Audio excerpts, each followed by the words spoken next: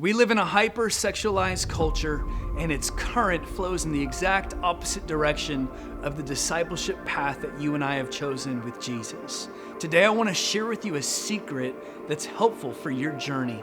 We will always trivialize the topic of sex when we lack a revelation of our identity as temples of the Holy Spirit. You are a temple of the Holy Spirit. The great God of the universe dwells on the inside.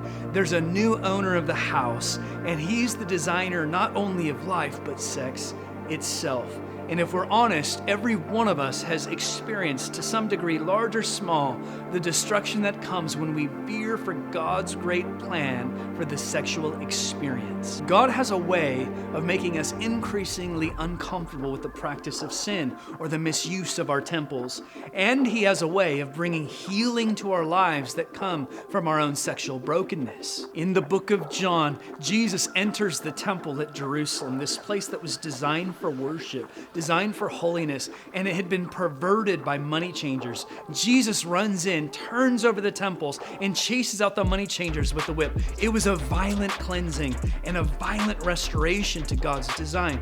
So it is with you and me. The Holy Spirit is oftentimes actively involved in, if you will, turning over the tables of sexual immorality of our lives, turning over the tables, driving out the brokenness that's come through the things that we've done as well as the things that have been done to us. With the 24/7 assault on our sex lives from the world and the evil one, we need a steady diet of truth and revelation from God on the topic of sex. Today, I want to direct you to just 2 or 3 resources. Number one, I'd encourage every one of you to follow Moral Revolution on social media.